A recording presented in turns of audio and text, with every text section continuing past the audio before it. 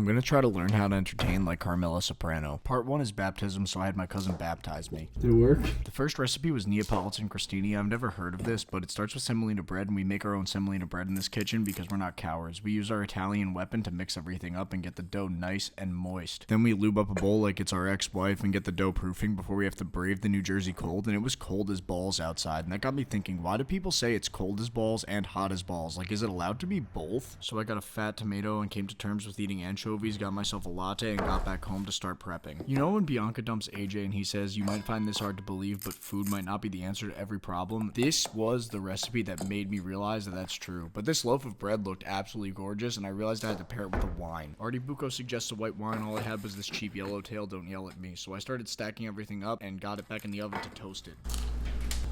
Might have been my fault, but 5 out of 10, and I still don't know how to host a baptism.